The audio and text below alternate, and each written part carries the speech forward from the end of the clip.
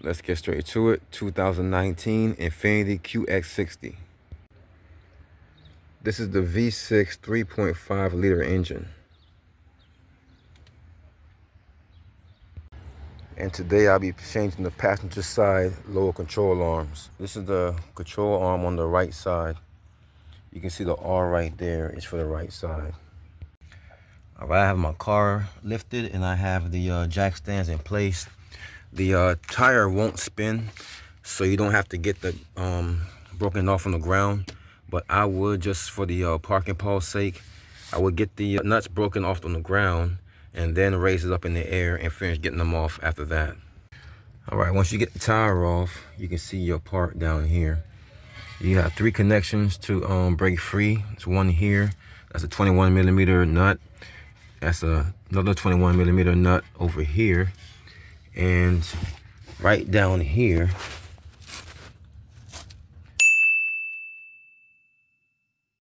that's the bolt, but that's an 18mm bolt on this side, and on this side that's an 18mm nut. So we have to get that 18mm nut off and those two 21mm nut. So let's go ahead and get those off. So once you get the nuts off of the 2 ends over here, you should be able to use a drill or impact, and if you just turn them, they'll kind of work themselves out like that. So you can also use a ratchet and a wrench, and it will do the same thing. Once you have the nuts removed from the top, then you should be able to work its way out like that. So let's get those 2 out. This should just slide right out. If it doesn't, you should use a punch from the other side and get it out.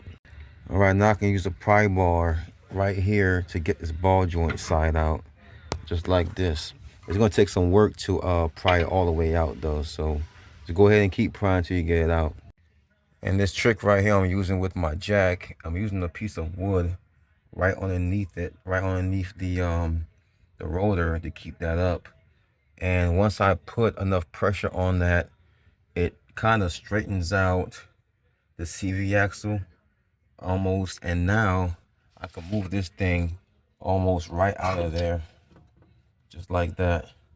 And you can see on this end here, I've already started prying with the pry bar, so it's basically just gonna fall right out once I give it enough movement. So without this being jacked in the air like this, it would be almost impossible to get this in, especially easily. But now that it is, I can just simply slide this right where it belongs with no problem.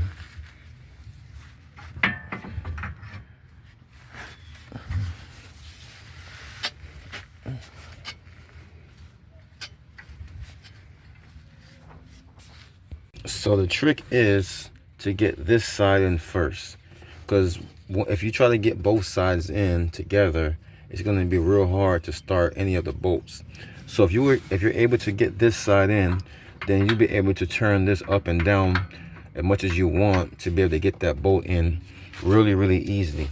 So now we can put one of the nuts on top of this to keep it from coming back out, just loosely. You don't have to tighten it up yet.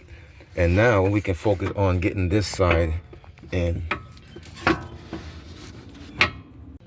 So both of those sides are totally in and tight. And so only thing we have to do now is let this jack down very slowly. Be sure not to damage the boot on the that ball joint down there. And once it's lowered all the way down, we can use a pry bar to set that in. So in order to get this in, I'm able to get the pry bar right underneath here, and you can see where I have it set. And now I can pry this up and down, and I can also move this this spindle part around until I can line this up and get it right in there.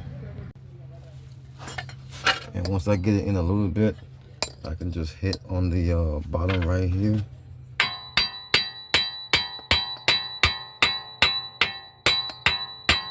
Make sure you don't hit on this part here. You want to hit over here until it works its way all the way up. All right, so this one was pretty easy. I was able to get that in there using the pry bar, and then I was able to get everything tightened up. So now that this part is tightened down and these two parts are tightened down, that's pretty much it, guys. That's the control arm, and the job is pretty much done.